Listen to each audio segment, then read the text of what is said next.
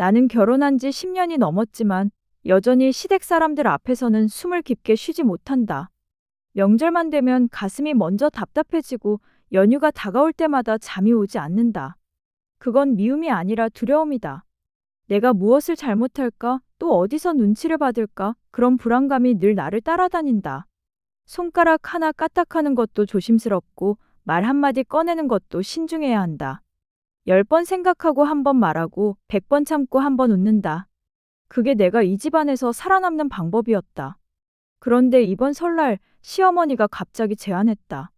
우리 가족 모두 다낭으로 여행 가자. 명절마다 집에서만 모이니까 답답하잖니? 해외에서 좀 편하게 쉬면서 추억도 만들고. 다 들었대? 순간 나는 숟가락을 들던 손을 멈췄다. 시댁 식구들과 해외여행이라니? 그것도 시어머니, 시아버지, 시동생 3명과 그 배우자들 그리고 조카들까지 총 12명이 함께? 본능적으로 거부감이 들었다. 이건 여행이 아니라 또 다른 명절이 될 것 같았다. 아니, 명절보다 더 힘들 수도 있다. 명절은 하루 이틀이면 끝나지만 여행은 사나흘을 함께 붙어 있어야 한다. 24시간 내내 함께? 생각만 해도 숨이 막혔는데 남편 민수 씨는 바로 고개를 끄덕이며 좋은 생각이에요, 어머니. 애들도 좋아할 것 같고요. 그의 얼굴을 바라봤지만 그는 내 눈을 마주치지 않았다. 언제나 그랬던 것처럼 시댁과 관련된 일에서 그는 나에게 먼저 묻지 않았고 그냥 따라가는 사람이었다. 입술을 깨물며 고개를 숙이고 속으로 중얼거렸다. 또 참아야 하는구나. 가슴속에서 뭔가 무너지는 소리가 들렸다. 기대 같은 건 진작에 버렸다고 생각했는데 여전히 남편에게서 한마디 물어봐 주길 바라는 내가 한심했다. 그날 밤 잠들지 못하고 천장을 바라봤다. 민수 씨는 내 옆에서 코를 골며 편히 자고 있었다. 그의 얼굴을 한참 들여다보며 이 사람은 대체 뭘 생각하고 사는 걸까? 나는 너무 외로웠다.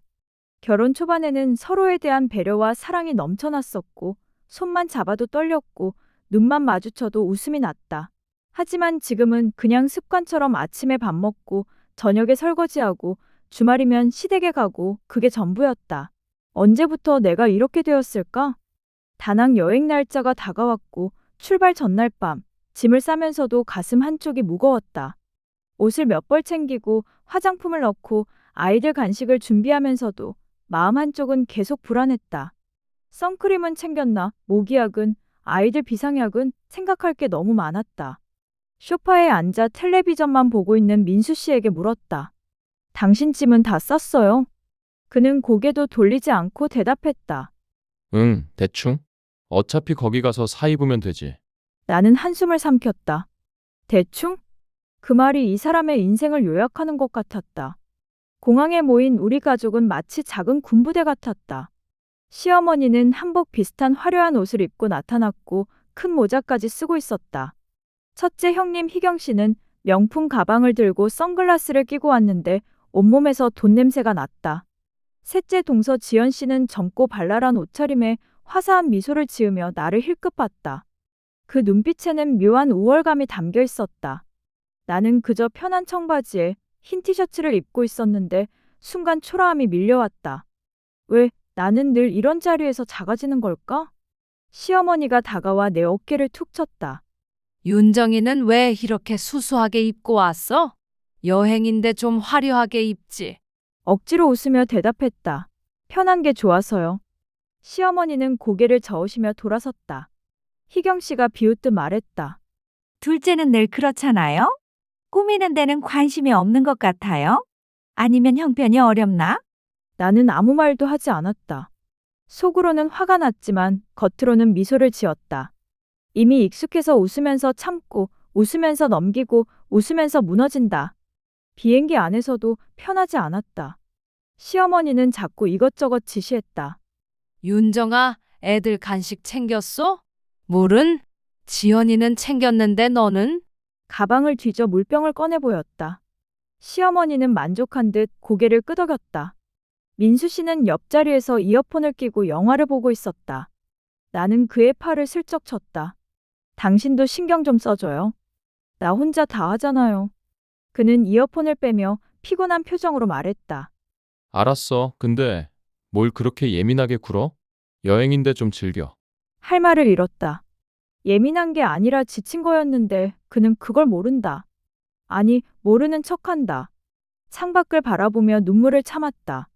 구름 위를 날고 있는 기분이 전혀 설레지 않았다. 다낭에 도착하자마자 문제가 시작됐다. 공항에서 나오는 순간부터 뜨거운 열기가 온몸을 감쌌고 습하고 답답한 공기 그리고 아이들 손을 잡고 짐을 챙기느라 정신이 없었다. 그런데 시어머니가 갑자기 말했다. 윤정아, 택시 2대 불러. 우리 짐이 많으니까. 당황했다. 택시를 어떻게 부르지? 베트남어를 할 줄 아는 것도 아니고. 민수 씨를 봤지만 그는 시아버지와 이야기를 나누고 있었다. 희경 씨가 한숨을 쉬며 말했다. 아이고, 왜 이렇게 답답해? 내가 할게. 둘째는 뭐 하나 제대로 하는 게 없네. 그녀는 능숙하게 택시 기사와 협상을 했고 우리는 2대의 택시에 나눠 탔다. 나는 작은 택시에 아이들과 함께 탔고 시어머니와 희경 씨, 지연 씨는 큰 택시에 탔다. 남자들은 다른 택시에 탔으며 택시 안에서도 나는 편하지 않았다. 기사는 계속 빠른 속도로 운전했고 아이들은 멀미를 했다. 비닐봉지를 꺼내 아이들에게 쥐어주며 등을 쓰다듬었다. 호텔에 도착했을 때 나는 이미 지쳐 있었다. 그런데 진짜 문제는 그때부터였다. 호텔 로비에서 체크인을 하는 동안 시어머니가 갑자기 말했다. 큰 방은 우리 부부가 쓰고 나머지는 알아서 나눴어. 근데 윤정이네는 애들이 크니까 좀 작은 방 써도 되지. 순간 귀를 의심했다. 우리 애들이 크다고. 첫째는 겨우 10살이고 둘째는 8살이다. 오히려 첫째 형님네가 애들이 더 크다. 그런데 왜 우리가 작은 방을 써야 하지? 민수 씨를 쳐다봤지만 그는 눈을 피했다. 희경 씨가 재빠르게 말했다. 저희는 애들이 많아서 큰 방 필요해요. 둘째네는 애들도 둘뿐이잖아요. 그리고 저희는 큰아들이라 어머니 모시는 입장도 있고요. 명절 때마다 우리가 다 챙기는 거 알잖아요. 가슴이 터져버릴 것 같았고 화가 났다. 큰아들이면 다야?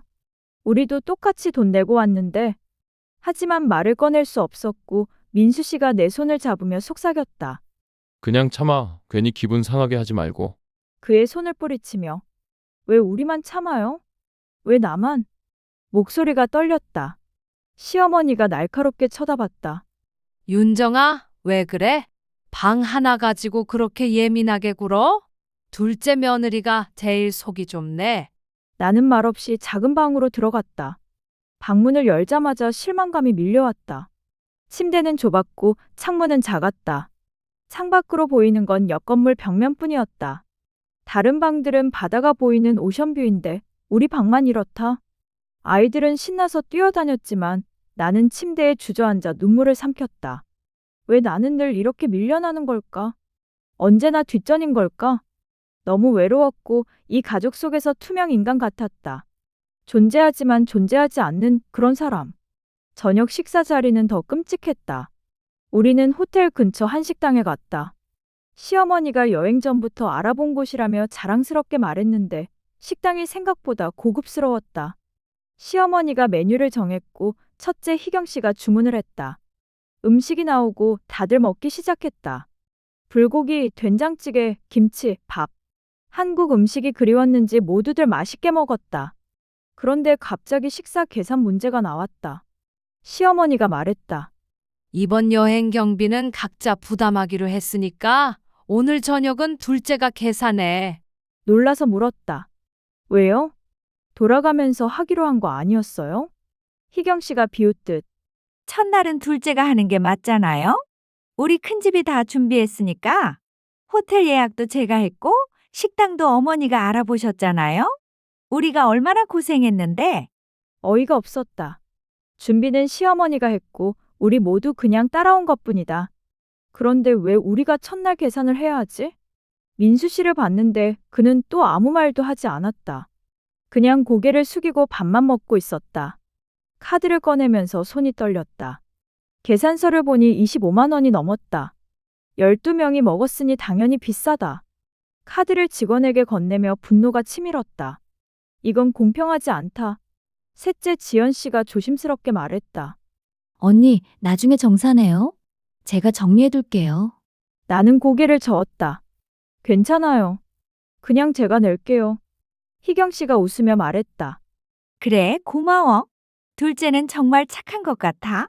돈은 우리가 더 많이 버는데 동생네가 내주니 이를 어쩌나. 착하다는 말이 비수처럼 꽂혔다. 착한 게 아니라 말을 못하는 거였다. 그리고 희경 씨 말이 더 화가 났다. 큰 집이 돈 많이 벌면 뭐해? 자기들은 한 푼도 안 내면서.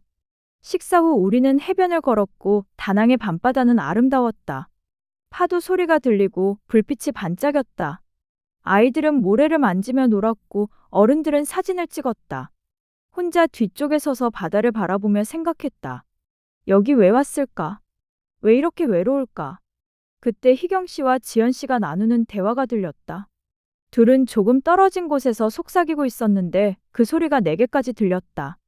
언니, 둘째 언니 저렇게 계속 참고 살까요? 신기하지 않아요? 글쎄, 민수 씨도 참 무책임하긴 해. 근데 그렇게 사는 거지 뭐. 우리가 딱히 상관할 일도 아니잖아. 근데 어머니가 너무 노골적으로 차별하시는 것 같아요. 방 배정도 그렇고. 그렇다고 해도 우리가 뭐라고 할 순 없잖아. 우리 입장에서는 좋은 방 쓰는 게 나으니까. 그냥 모른 척하는 게 편해. 나는 그 말을 듣고 가슴이 철렁했다. 나를 향한 차별을 그들도 다 알고 있었지만 모두가 방관자였다. 아무도 나를 도와주지 않았다. 눈물을 참으며 혼자 호텔로 걸어갔다. 다음 날 아침 우리는 일찍 일어나 조식을 먹으러 갔다. 호텔 뷔페는 다양한 음식들로 가득했다. 쌀국수, 반미, 과일, 빵, 커피. 아이들 것을 챙기고 내 것을 챙겼다. 민수 씨는 이미 자기 음식만 챙겨서 먹고 있었다. 한숨을 쉬며 자리에 앉았는데 시어머니가 말했다. 오늘은 바나 힐스로 관광 가자. 거기 케이블카 타면 경치가 끝내준대. 모두들 동의했지만 아이들에게 밥을 먹이며 나는 생각했다. 오늘도 힘든 하루가 되겠구나. 조식을 마치고 버스를 대절해서 바나 힐스로 향했다. 버스 안에서도 시어머니는 계속 이것저것 지시했다. 윤정아, 애들 멀미약 먹였어? 카메라는 챙겼어? 모자는? 고개를 끄덕이며 네, 다 챙겼어요. 희경 씨가 말했다. 어머니, 윤정이 너무 시키지 마세요. 다 알아서 할 텐데. 자꾸 그러면 또 예민하게 굴어요. 겉으로는 나를 감싸는 것 같지만 그 말투에는 비아냥이 섞여 있었다. 바나 힐스에 도착해 케이블카를 탔다. 케이블카 안에서 본 풍경은 정말 아름다웠다. 산과 구름 그리고 멀리 보이는 바다. 순간 나는 모든 걸 잊었다. 이 풍경 앞에서는 모든 게 작아 보였다. 아이들도 신기해하며 창밖을 바라봤고 민수 씨도 사진을 찍으며 웃고 있었다. 잠깐이나마 마음이 편해졌지만 그 평화는 오래가지 않았다. 산 위에 도착해 정원을 걷는데 시어머니가 단체 사진을 찍자고 했다. 다들 모였고 나는 자연스럽게 끝자리에 섰다. 그때 희경 씨가 말했다. 윤정 씨는 사진 찍어줘. 우리 가족끼리 먼저 찍을게. 멍하니 그녀를 봤다. 우리 가족끼리? 나는 가족이 아닌가? 시어머니가 웃으며 말했다. 그래, 윤정이가 찍어줘. 나중에 또 찍으면 되지. 윤정이 사진 잘 찍잖아. 나는 카메라를 건네받았다. 손이 떨리며 화가 났고 서러웠다.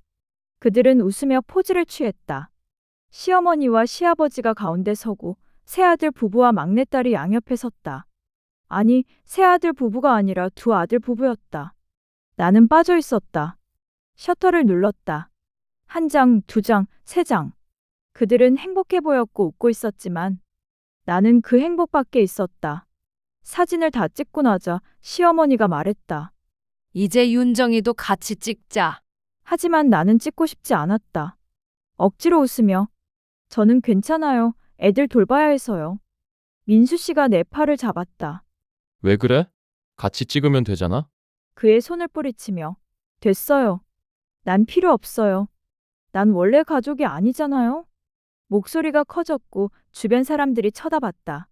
시어머니의 얼굴이 굳었다. 윤정아, 왜 그렇게 신경질을 내? 사진 하나 찍어준 게 뭐가 대수라고? 더 이상 참을 수 없었고 10년 동안 쌓였던 감정이 터져나왔다. 신경질이 아니고 그냥 저 너무 힘들어요. 왜 저만 사진 찍어주고 왜 저만 뒷전이고 왜 저만 참아야 해요? 저도 이 집안 가족인데 왜 저만 빠지라고 하세요? 방도 제일 구석방 주고 밥값도 저만 계속 내고 이제 가족 사진에서도 빼고 제가 뭐예요? 이 집안에서 제가 대체 뭐예요? 침묵이 흘렀으며 주변이 조용해졌다. 희경 씨가 비웃으며 말했다. 둘째는 늘 피해자인 척하네? 이번엔 또 무슨 일인데? 사진 한 장 찍어달라는 게 그렇게 큰일이야? 진짜 유난 떠네. 그녀를 똑바로 쳐다봤는데 분노가 치밀어 올랐다. 피해자인 척이 아니에요. 전 정말 힘들어요. 형님은 모르시겠죠? 늘 중심이니까. 형님은 큰 며느리니까 대접받고 저는 늘 뒷전이에요. 방도 제일 작은 거 주고 계산도 저희가 먼저 하고 이젠 사진에서도 빼고 어제 해변에서 형님이랑 셋째 동서가 하는 말 다 들었어요. 다들 알고 있었잖아요. 저만 차별하는 거. 근데 모두가 모른 척 했잖아요. 이게 공평한 건가요? 지연 씨의 얼굴이 하얗게 질렸고 희경 씨의 얼굴이 붉어졌다. 시어머니가 날카롭게 말했다. 윤정아, 지금 뭐 하는 거야? 여행 와서 이게 무슨 짓이야? 다들 기분 좋게 놀러 왔는데 분위기 망치지 마. 네가 너무 예민한 거야. 나는 눈물이 났지만 참지 않았다. 전 더 이상 못 참겠어요. 이 가족에게 사람 취급을 받고 싶어요. 저도 돈 내고 왔고, 저도 며느리예요. 왜 저만 이렇게 대하세요? 10년 동안 참았어요. 웃으면서 참았어요. 근데 이제는 못하겠어요. 민수 씨가 당황한 얼굴로 말했다. 여보, 진정해. 다들 보고 있으니까 우리 따로 얘기하자. 제발. 그를 똑바로 봤다. 눈물이 흘러내렸다. 당신은 왜 나를 안 도와줘요? 왜 나만 혼자 싸워야 해요? 당신은 내 남편이잖아요. 근데 왜 당신은 늘 어머니 편만 들어요? 왜 나한테만 참으라고 해요? 당신은 대체 누구 편이에요? 그는 아무 말도 하지 못했으며 입만 뻥긋거릴 뿐이었다. 그 자리에서 돌아서서 걸어갔다. 뒤에서 누군가 부르는 소리가 들렸지만 돌아보지 않았다. 화장실로 들어가 문을 잠그고 울었다. 가슴이 터질 것 같았고 숨이 막혔다. 10분쯤 지났을까 밖에서 노크 소리가 들렸다. 지연 씨였다. 언니, 나와요. 다들 걱정해요. 어제 그 말은 정말 죄송해요. 저도 몰랐어요. 언니가 그렇게 힘들어하는 줄. 문을 열고 나갔다. 얼굴이 엉망이다. 지연 씨가 조심스럽게 말했다. 언니, 너무 마음 쓰지 마요. 어머니가 원래 그러시잖아요. 저도 처음엔 엄청 힘들었어요. 근데 언니는 좀 많이 예민한 거 아니에요? 웃음이 나왔다. 힘들었다고? 그녀는 막내 며느리라 나처럼 치이지 않았다. 그리고 내가 예민하다고? 나는 고개를 저으며 말했다. 예민한 게 아니고 지친 거예요. 이제 됐어요? 저 혼자 있고 싶어요. 그녀는 더 이상 말하지 않고 나갔다. 1시간쯤 후 나는 겉으로는 진정한 척 가족들에게 돌아갔다. 모두들 어색한 분위기였다. 시어머니는 나를 보며 한숨을 쉬었다. 윤정아, 넌 너무 예민해. 사진 하나 가지고 그렇게 화낼 일이야? 네가 좀 참으면 되잖아. 아무 대답하지 않았고 민수 씨가 내 손을 잡으려 했지만 손을 뿌리쳤다. 그렇게 어색하게 점심을 먹고 정원을 더 둘러봤다. 골든 브릿지에서 사진을 찍고 프렌치 빌리지를 걸었지만 마음은 이미 떠나 있었다. 그저 몸만 여기 있을 뿐이었다. 저녁이 되어 호텔로 돌아온 후 시어머니가 내일 일정을 말했다. 내일은 호이안 가자. 거기 구시가지 예쁘다고 하더라. 야시장도 가고. 고개를 끄덕였다. 더 이상 반대할 기력도 없었다. 민수 씨는 아이들을 데리고 수영장에 갔고 나는 침대에 누워 천장을 바라봤다. 핸드폰이 울렸는데 엄마였다. 여보세요? 윤정아, 여행 잘 다니고 있어? 재밌어? 엄마 목소리를 들으니까 참았던 감정이 터져 나왔다. 엄마, 나 힘들어. 나 이제 못 살 것 같아. 엄마는 잠시 침묵했다가 물으셨다. 무슨 일이야? 무슨 일 있었어? 나는 모든 걸 말했다. 방 배정, 계산 문제, 사진 사건, 그리고 어제 들은 대화까지. 하나하나 다 말하면서 눈물이 멈추지 않았다. 엄마는 내 말을 다 듣고 나서 한숨을 쉬셨다. 윤정아, 넌 너무 착해. 그렇다고 참기만 하면 안 돼. 네가 말을 해야지. 너는 왜 늘 혼자 삭히고 혼자 아파? 엄마가 너무 미안해. 내가 너를 잘못 키운 것 같아. 나는 울먹이며 말해도 소용없어요. 아무도 내 말을 안 들어주고 다들 저만 예민하다고 해요. 엄마, 나 어떡해요? 정말 미칠 것 같아. 엄마가 단호하게 말했다. 그럼 이제 그만둬. 네가 행복하지 않으면 아무 의미 없어. 이혼하든 뭐든 네가 결정해. 엄마는 항상 네 편이야. 그리고 윤정아, 잘 들어? 너도 이제 그 사람들한테 똑같이 해줘. 참기만 하지 말고. 전화를 끊고 베개에 얼굴을 묻고는 한참을 소리내어 울었다. 그리고 결심했다. 더 이상 이렇게 살 수 없다. 나도 싸울 거다. 다음 날 아침 호이안으로 출발했다. 차로 1시간 정도 달려 호이안 구시가지에 도착하자 예쁜 건물들이 즐비하게 늘어서 있었다. 등불이 매달려 있고 작은 가게들이 줄지어 있었다. 하지만 무거운 마음에 나는 그 아름다움을 즐길 수 없었다. 구시가지를 걸으며 기념품 가게들을 둘러봤다. 그때 시어머니가 말했다. 여기서 기념품 좀 사자. 윤정아, 너는 뭐 살 거야? 고개를 저었다. 저는 괜찮아요. 혼자 돌아다니고 싶어요. 시어머니의 얼굴이 굳어졌다. 혼자? 가족끼리 왔는데 혼자 다니겠다고? 담담하게 말했다. 네, 혼자요. 전 혼자가 편해요. 그리고 나는 그들을 뒤로하고는 걸어갔다. 뒤에서 희경 씨가 뭐라고 말하는 소리가 들렸지만 신경 쓰지 않았다. 1시간여 동안 혼자 거리를 걸어다니며 예쁜 카페에 들어가 커피를 마시고 작은 기념품 가게에서 내가 좋아하는 걸 샀다. 아무 눈치 보지 않고 아무도 간섭하지 않는 시간, 그게 너무 행복했다. 점심시간이 되어 가족들과 다시 만났다. 근처 쌀국수 집에 자리를 잡았고 메뉴판을 봤다. 시어머니가 말했다. 윤정아, 너가 주문해. 너 영어 좀 하잖아? 나는 고개를 저으며 전 영어 못해요. 형님이 하세요. 시어머니가 당황한 얼굴로 말했다. 어제는 했잖아? 담담하게 대답했다. 어제는 제가 했으니 오늘은 안 할래요. 돌아가면서 하는 거 아니었나요? 희경 씨가 짜증스럽게 말했다. 알았어요. 내가 주문할게요. 그녀가 주문을 했고 음식이 나왔다. 쌀국수는 국물이 진하고 고기가 부드러웠으며 아이들도 잘 먹었다. 그런데 또 계산이 문제였다. 시어머니가 말했다. 오늘은 큰 집이 계산할 차례지? 희경 씨가 당황한 얼굴로 말했다. 어머니, 전 어제 비단 옷 맞춤으로 만들어서 돈 많이 썼는데요. 오늘은 셋째가 하는 게 어때요? 지연 씨가 빠르게 말했다. 저는 이따 야시장에서 쇼핑 많이 하려고 하는데 돈이 좀 부족해요. 둘째 언니가 해주시면 안 될까요? 나는 카드를 꺼내지 않았고 그냥 앉아서 말했다. 저도 안 할래요. 첫날 제가 했으니까 오늘은 다른 분이 하세요. 침묵이 흘렀고 시어머니가 날카롭게 말했다. 윤정아, 뭐 하는 거야? 가족인데 돈 몇 푼 가지고 그러니? 나는 시어머니를 똑바로 쳐다봤다. 가족이면 공평하게 함께 해야 하는데 저만 계속 내는 건 공평하지 않아요. 큰 집이 하세요. 희경 씨가 화난 얼굴로 카드를 꺼냈다. 진짜? 이제 보니까 둘째가 속이 좁네? 돈 몇 푼 가지고? 아무 대답도 하지 않았고 계산을 하고 나오는데 분위기가 싸했다. 나는 개의치 않았고 우리는 다시 구시가지를 걸었다. 일본교를 보고 꽝동 사원에 갔는데 아주 예쁜 곳이었지만 아무도 말을 하지 않았다. 어색한 침묵만 흘렀다. 저녁이 되자 우리는 호텔 비치로 가서 해변에 자리를 잡고 앉았다. 노을이 지고 있었으며 붉은 하늘이 바다에 반사되어 아름다웠다. 아이들은 모래성을 쌓으며 놀았고 나는 바다를 바라보며 생각했다.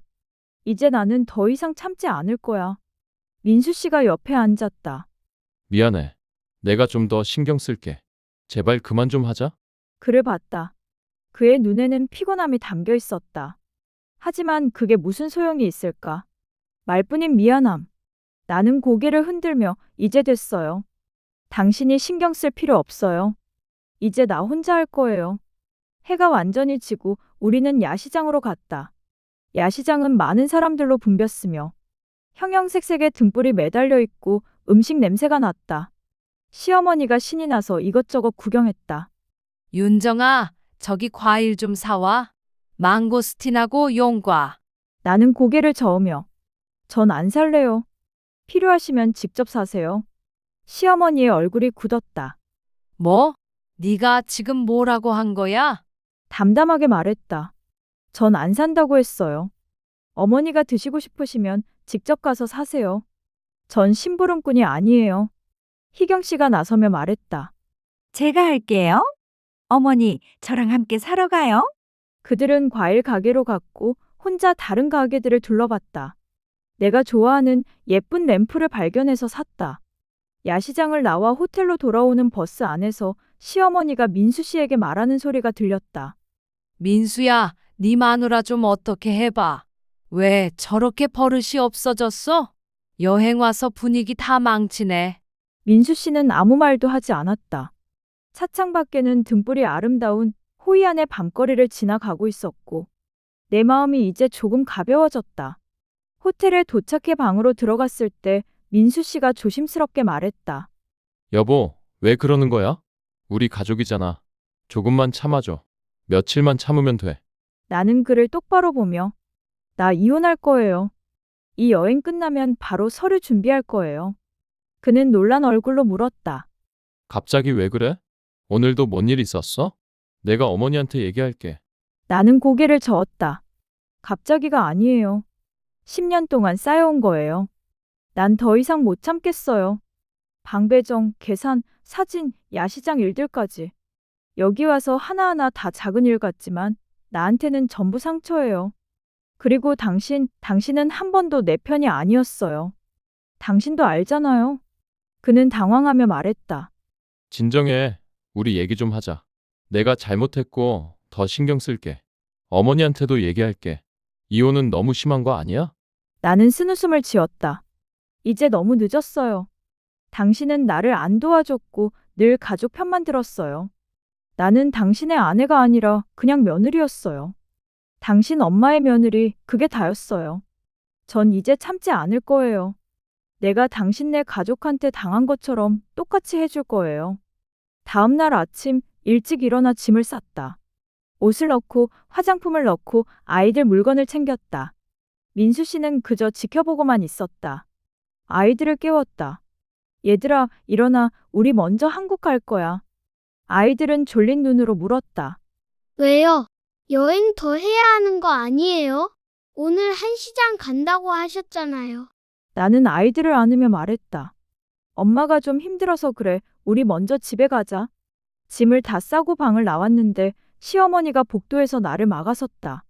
윤정아, 어디 가려고? 오늘 한시장 가기로 했잖아. 너도 가족인데 같이 가야지. 나는 담담하게 말했다. 저 먼저 귀국할게요. 전 이제 이 집 가족이 아니니까요. 어머니, 그동안 수고 많으셨어요. 그녀는 화난 얼굴로 말했다. 지금 뭐 하는 거야? 여행 중인데 다들 무슨 생각을 하겠어? 네가 버릇없이 행동한 게 동네방네 소문 다 나겠어. 나는 고개를 숙이며 죄송하지만 전 더 이상 못하겠어요. 저도 한계에 왔어요. 그리고 어머니, 저도 한마디만 할게요. 저 10년 동안 참았어요. 차별받고 무시당하고 없는 사람 취급받으면서도 참았어요. 근데 이제 못 참겠어요. 어머니가 저한테 한 것, 형님이 저한테 한 것 다 기억할 거예요. 희경 씨가 문을 열고 나왔다. 뭐야, 아침부터 시끄럽네? 윤정 씨, 진짜 가는 거야? 이러면 어떡해? 가족여행을 이렇게 불편하게 만들고? 윤정 씨 때문에 분위기 다 망쳤잖아? 그녀를 보며 말했다.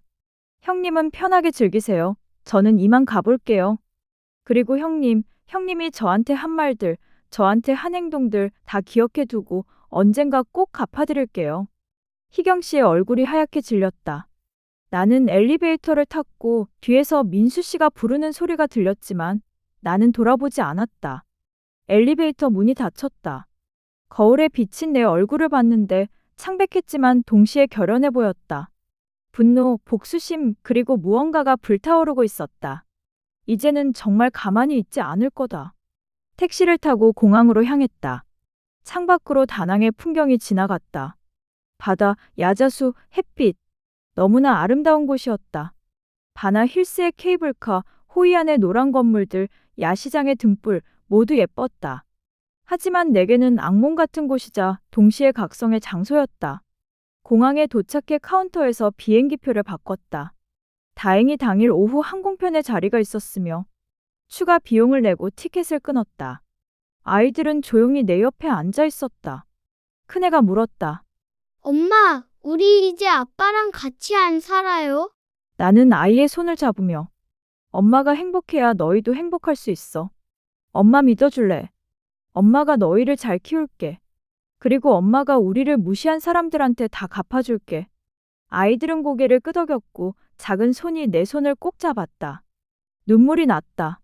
하지만 이번엔 슬픔이 아니라 해방감 그리고 결이었다.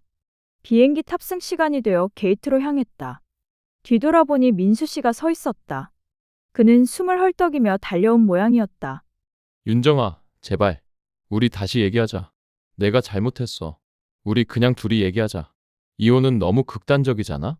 나는 고개를 저으며 이제 늦었어요. 당신은 10년 동안 나를 안 지켜줬어요. 바나 힐스에서도 호이안 야시장에서도 한시장 가기 전에도 당신은 한 번도 내 편이 아니었어요. 이제 나는 나를 지킬 거예요. 그리고 당신네 가족한테 복수할 거예요. 그렇게 얘기하고 나는 게이트로 들어갔고 민수 씨는 밖에서 멍하니 서 있었다. 나는 뒤돌아보지 않았다. 그리고 곧 비행기가 이륙했다. 창밖의 구름을 바라보며 이제 시작이다. 나를 찾는 인생의 시작 그리고 복수의 시작이다. 귀국 후 바로 이혼 절차를 밟았다. 10년 동안의 기록들을 모았다. 시댁에서 받은 차별, 무시, 모욕들, 카카오톡 메시지, 통화 녹음, 사진들, 모든 증거를 모아 변호사를 선임했다. 위자료와 양육권을 확실히 받기 위해서였다. 민수 씨는 처음엔 반대했지만 내가 준비한 증거들을 보고 놀라워했다. 이게 다 뭐야? 너 이런 거 다 모아뒀어? 담담하게 말했다. 당연하죠. 전 10년 동안 준비했어요. 당신네 가족이 나한테 한 모든 것들 다 기록해뒀어요. 모든 증거들을 보고 그는 할 말을 잃었다.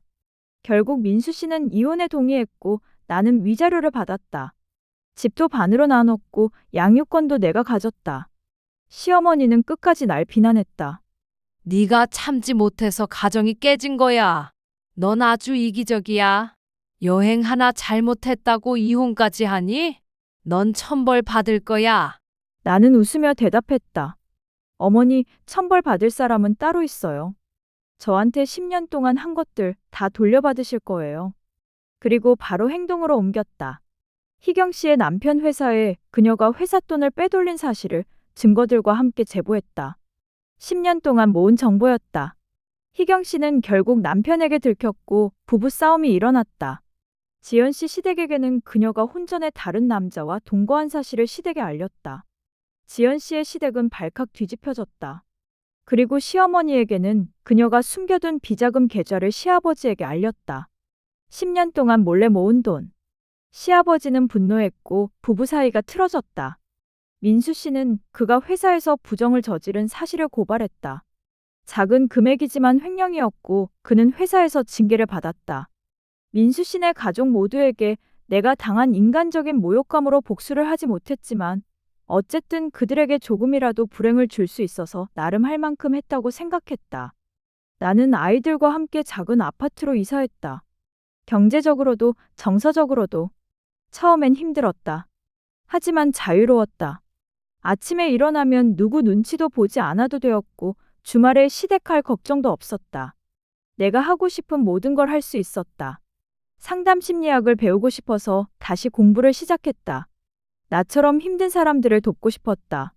그리고 작은 카페에서 아르바이트를 시작했다. 급여가 많지 않았지만 손님들과 이야기하고 커피를 내리고 웃으며 일했다.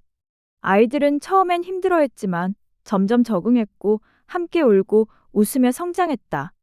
저녁이면 셋이서 식탁에 앉아서 밥을 먹고 주말이면 공원에 갔다. 단순하지만 행복했다. 어느 날 큰애가 말했다. 엄마, 요즘 엄마 표정이 밝아졌어요. 예전에는 엄마가 자주 울었는데 이제는 웃어요. 아이를 안으며 말했다. 그래? 엄마도 그런 것 같아. 엄마가 이제 행복해서 그래. 그리고 엄마를 힘들게 한 사람들한테 다 갚아줘서 그래. 완벽하지 않았지만 새로워진 삶을 사는 내가 너무나 행복했다. 더 이상 누군가의 그림자가 아니었다. 그리고 복수도 달콤했다. 1년 후, 아이들 학교 앞에서 우연히 민수 씨를 만났다. 그는 여전히 무심한 얼굴로 나를 봤지만 예전보다 많이 초췌해 보였다. 잘 지내? 나는 고개를 끄덕이며 잘 지내요. 아주 잘 지내요. 당신은요? 회사 일은 잘 풀렸어요? 그는 쓴웃음을 지었다.